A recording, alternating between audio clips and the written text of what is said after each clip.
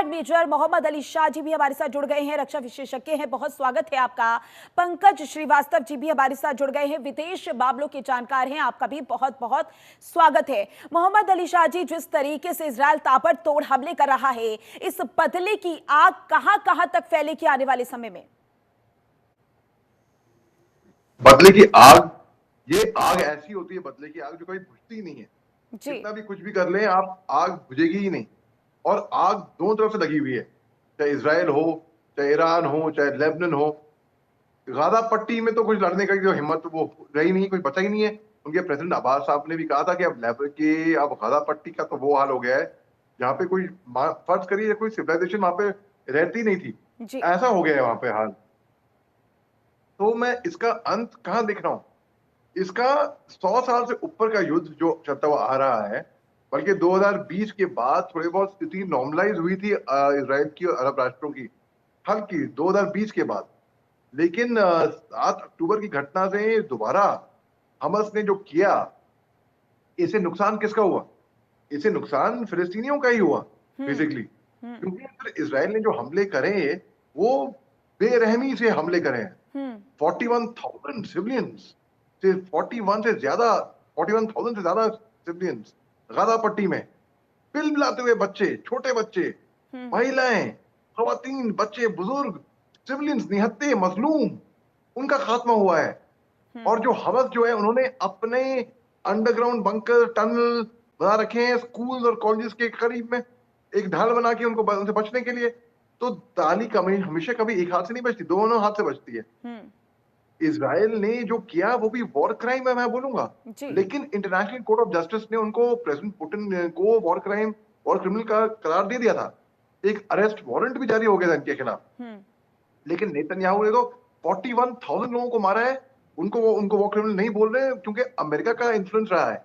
लेकिन at the end of the humanity, इंसानियत कहां पे जा रही है? ये भूल जाइए कि यहूदी हैं या अरब हैं, ये सोचिए कि इंसान है, इंसान मर रहे हैं। 7 अक्टूबर को जो हमास ने किया, बहुत गलत किया, सरासर गलत किया। और हमास को वो बंधक तोड़ देने चाहिए, रिहा कर देने चाहिए जल्द से जल्द। क्योंकि अगर आप सोचिए, हिसाब लगाइए, जितने बंधक नहीं लिए होंगे उससे कई ज्यादा, तो हजारों की तादाद में तो लोग मर गए हैं वहां पे। जी। और शुरुआत चिंगारी हुई बेसिकली हमास को वहां से बंधक लेने की। तो मैं इसको ऐसे देख रहा हूं कि ये जंग कहां पे जा रही है। अरे अब फिर 17 सितंबर को सॉरी जो हुआ, हम साइबर अटैक, हम सोचे थे साइबर अटैक होता है कि भाई सर्वर हैक कर लिया हो, पासवर्ड हैक कर लिया हो, या ईमेल हैक कर दी हो। साइबर अटैक से हम ये समझते थे। हम पहली बार ऐसा इतिहास में हुआ होगा कि साइबर अटैक में ये लोग मार दिए गए। क्योंकि क्या हुआ, हिजबुल्ला जो है, हिजबुल्ला ये बात समझ गया था अगर मोबाइल इस्तेमाल करेंगे तो हमारी पोजीशन ट्रैक हो जाएगी। तो पहले आपको याद है 90s में पेजर आया करते थे, केवल आप उसके पेज करके मैसेज छोड़ सकते हो। तो उन्होंने कहा हम पेजर का इस्तेमाल क्यों नहीं करते? तो हमास ने, हिजबुल्ला ने पेजर का इस्तेमाल करना शुरू कर दिया। इजराइल बहुत तेज है, इजराइल को इसकी भनक लगी। उन्होंने फिर इनके पेजर हैक करके उन्हें इसमें चिप डाला। और यानी कि आज की तारीख में अपने टीवी स्क्रीन पे, लैपटॉप पे, मोबाइल पे, कोई भी कहीं पे भी महफूज नहीं है। जरूरी नहीं है कि आपको वॉर जोन में ही जाना है कि जान जोखिम में डालने के लिए। आज की तारीख में मैं भी महफूज नहीं हूं। कहीं पे भी हम जहां बैठे हैं, हम कोई भी कहीं पे भी महफूज नहीं है। तो ये एक भ्रम तो टूट गया।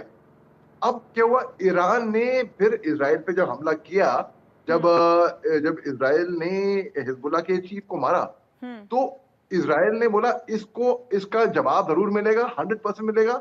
और जगह हम तय करेंगे, वक्त हम तय करेंगे, तरीका हम तय करेंगे, हम जवाब देंगे।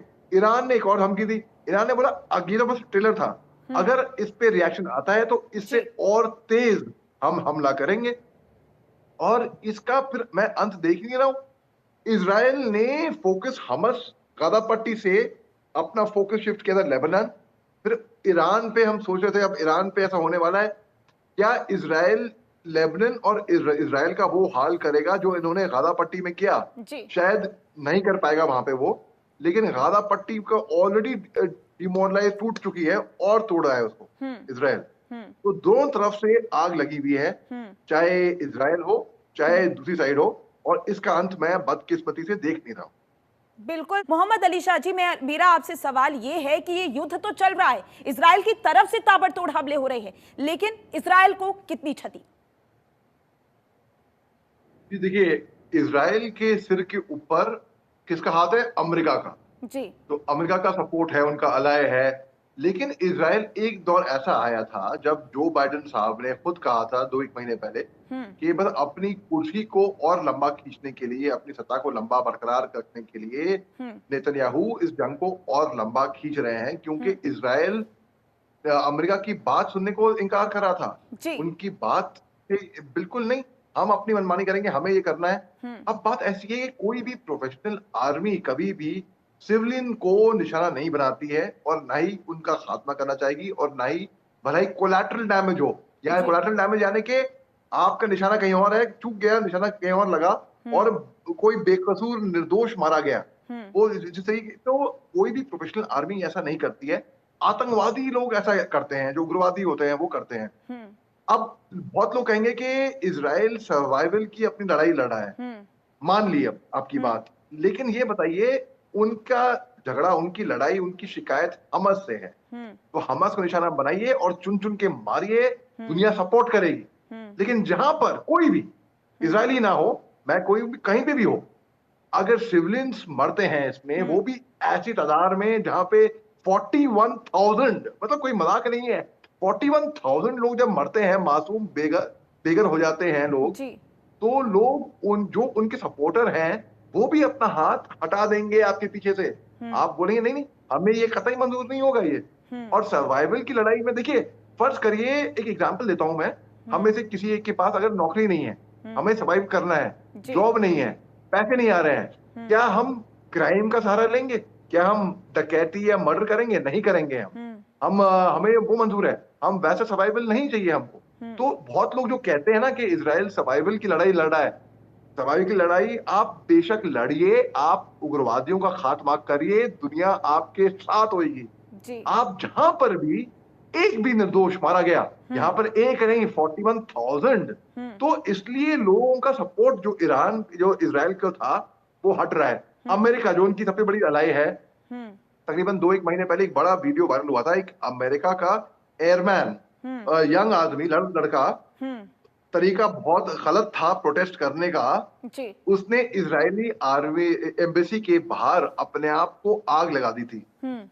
तरीका गलत था, मैं दोबारा दोहरा रहा हूं, लेकिन प्रोटेस्ट किया उसने। उसने कहा कि मैं कंप्लेसेंट नहीं होऊंगा इस हमले में और बेकसूर बेगुनाह लोग नहीं मारे जाएंगे, और मेरा जो दर्द अभी होएगा अपने आप को आग लगाने के बाद, वो दर्द उनके मुकाबले में कुछ नहीं होगा जो गाजा पट्टी में इतने सारे लोगों का हुआ है।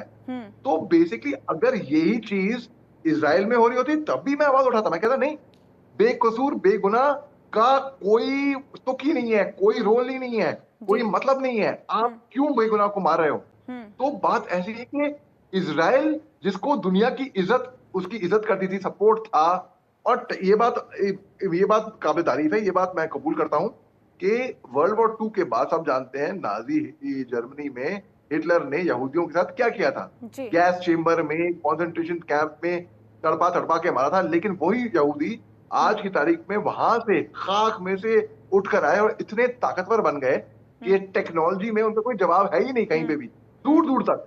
और अगर वो इतनी बड़े राष्ट्र, इतनी बड़ी, छोटा सा मुल्क, छोटी सी तादाद पे इतनी बड़ी ताकत बन सकता है दुनिया में, क्यों और किसी मुल्क को कोई रोक नहीं सकता? उनमें क्या खास बात थी?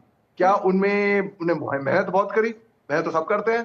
क्या उनका दिमाग तेज चला? सबका तेज चलता है। उनमें एक खास बात थी, वो थी उनमें एकता थी। यहूदियों में वो एकता बदकिस्मती से बहुत लोग जगहों पे रहती है। आपको एग्जाम्पल देता हूं मैं, ओआईसी का एग्जाम्पल दे देता हूं मैं आपको। और ऑर्गेनाइजेशन ऑफ इस्लामिक कंट्रीज, जो गल्फ के राष्ट्र हैं, वो भी एक पेज पे नहीं है। ओआईसी की मीटिंग हुई थी 2 एक महीने पहले मिस्र में, 2 भागों में हुई थी, लेकिन एक भाग में हुई क्योंकि वो एक पेज पे नहीं थे। सऊदी अरेबिया और सीरिया अन्य देश बोलते हैं कि भाई ईरान अगर हमला करती भी है इजराइल पे, हमारी एयर स्पेस इस्तेमाल नहीं होगी। तो वो एक राष्ट्र में, मुस्लिम राष्ट्र भी एक पेज पे नहीं है। तो वो भी अगर आवाज उठाएं कि निर्दोषों का कत्लेआम बंद करो, तो कुछ नहीं होने वाला।